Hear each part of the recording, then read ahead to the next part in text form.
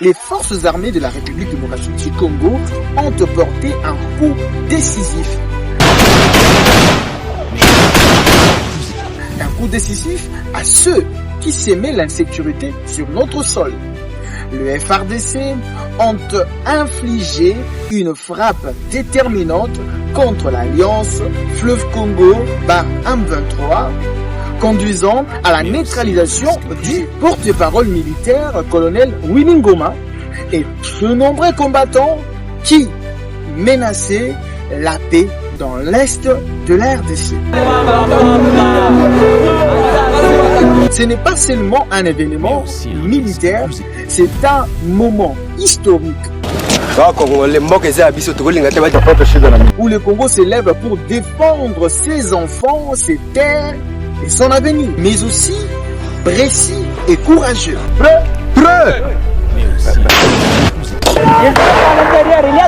Les FARDC ont démontré leur capacité à planifier et à exécuter une action décisive contre une menace persistante.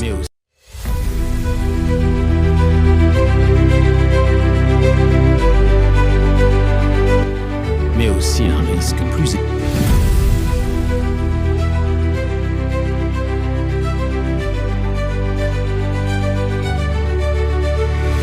Des questions, commentez, likez et surtout abonnez-vous pour nous donner la force de défendre la République démocratique du Congo. Mesdames et messieurs, chers internautes, merci pour votre retour assez poignant, assez déterminant, surtout à vos encouragements qui nous permettent de bien travailler, de bien vous apporter notre manière de voir les choses, mais aussi la lucidité que nous avons face à l'actualité. Aujourd'hui, je veux vous parler de ce qui s'est passé dans les cœurs de Congolais, parce que le cœur de tout Congolais, le cœur de la nation bat plus fort. Pourquoi? Parce que les forces armées de la République démocratique du Congo ont porté un coup décisif. Un coup décisif à ceux qui semaient l'insécurité sur notre sol. Le FARDC ont infligé une frappe déterminante contre l'alliance Fleuve Congo par M23, conduisant à la neutralisation du porte-parole militaire colonel Willy Ngoma et de nombreux combattants qui menaçaient la paix dans l'est de la RDC. Ce n'est pas seulement un événement militaire, c'est un moment historique où le Congo s'élève pour défendre ses enfants, ses terres et son avenir. Sur le plan militaire, cette opération est le fruit d'un travail stratégique, mais aussi précis et courageux.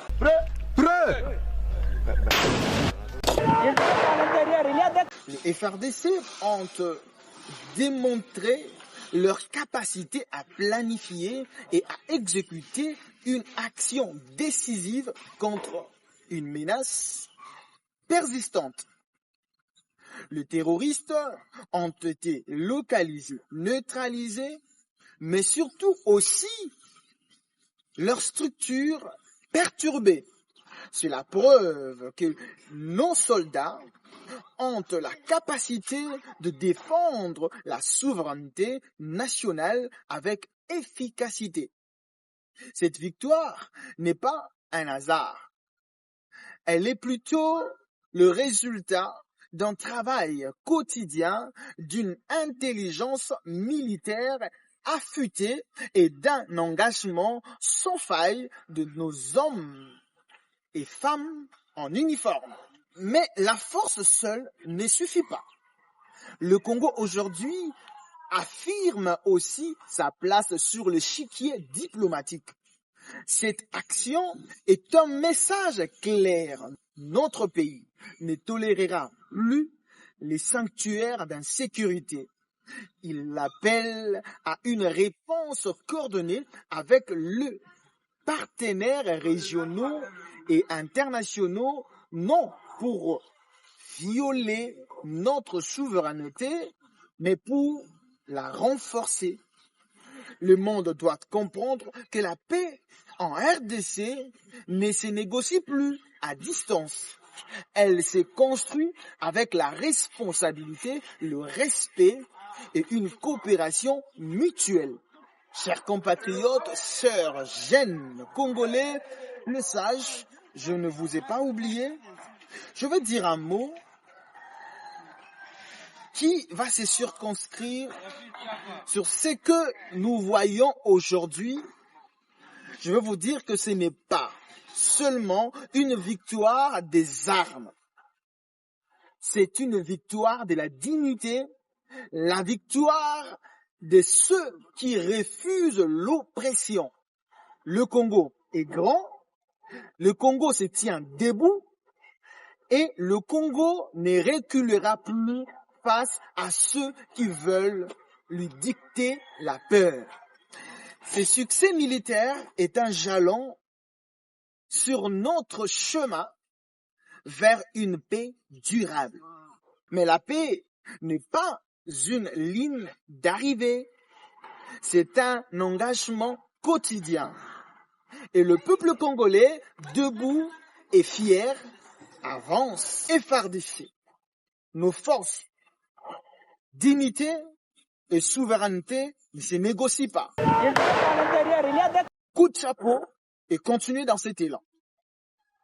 Au-delà de la victoire de FARDC, mesdames et messieurs, chers internautes, chers abonnés, aujourd'hui on parle aussi d'une rencontre qui peut peser lourd sur le destin de notre pays.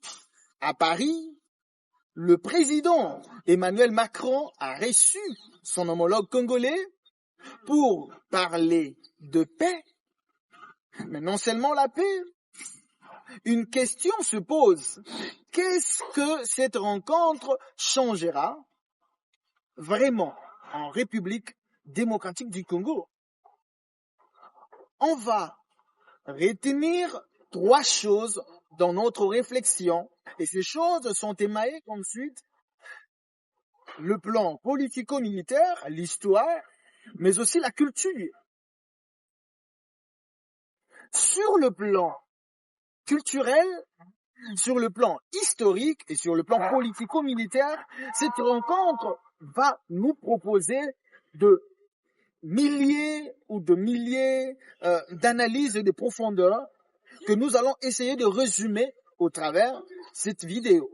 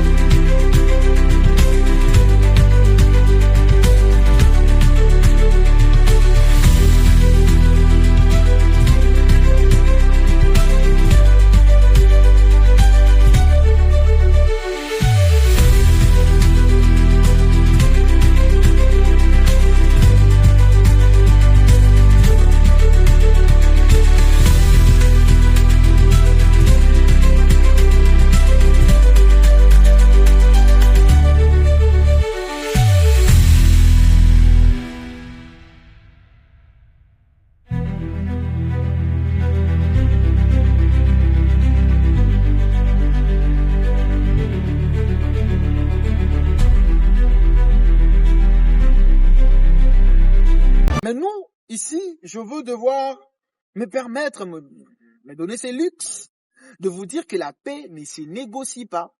La paix se gagne parce que la paix ne se négocie pas seulement avec des communiqués. Elle s'est construite avec des décisions, une mémoire et surtout du respect.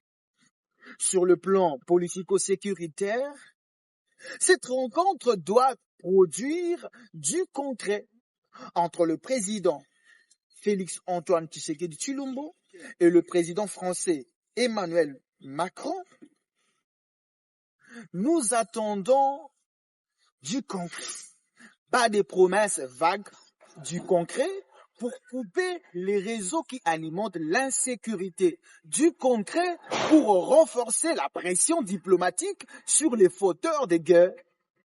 Ce n'est pas le peuple qui doit le rappeler.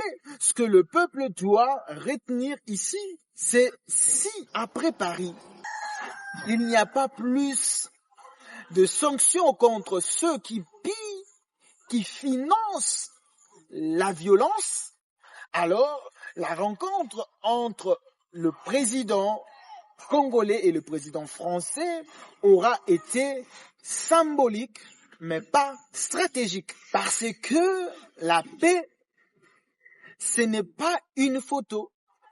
La paix, c'est un changement sur le terrain. Qu'est-ce qui va changer pour les familles de l'Est? Ah oui, parce que sur le plan historique, je veux devoir me permettre de dire ceci.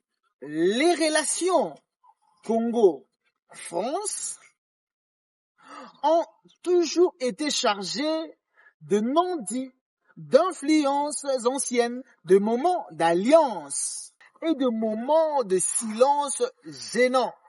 Cette rencontre, alors, doit marquer une rupture avec la diplomatie de mots polis et ouvrir, alors, une diplomatie de responsabilité, une diplomatie de reconnaissance, une diplomatie qui va changer de donne. Reconnaître le passé, c'est éviter de répéter les mêmes erreurs.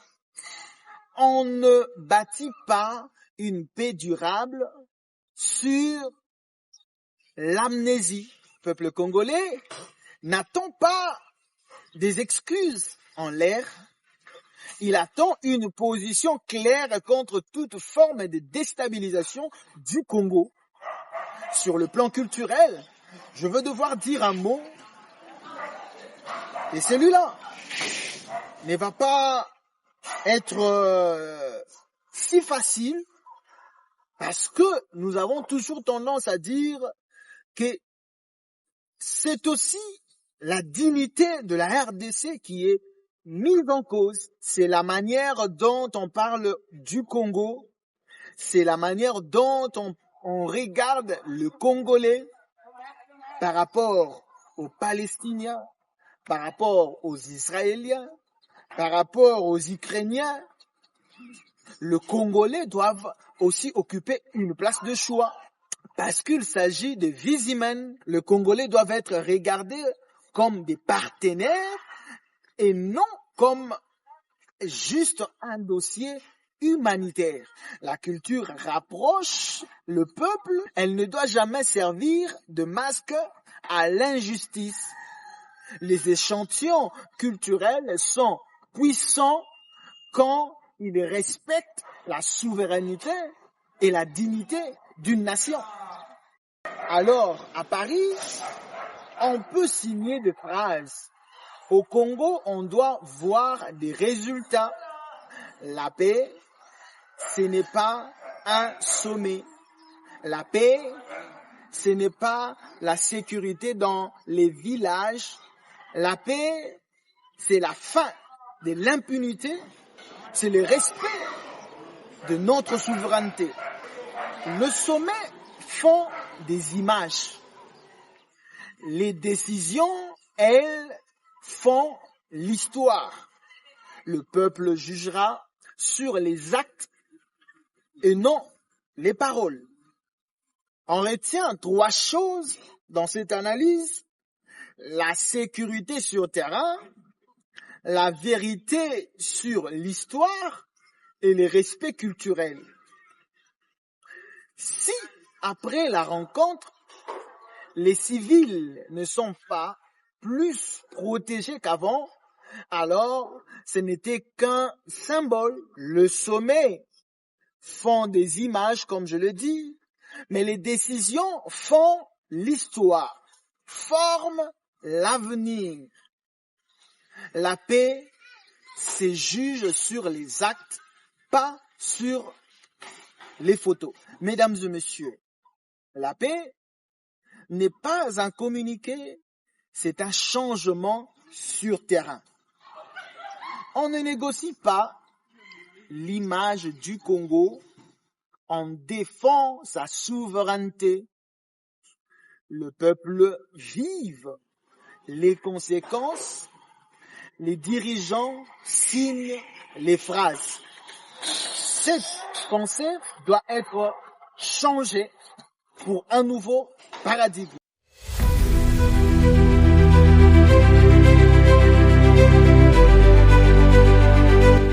Mais aussi un risque plus élevé.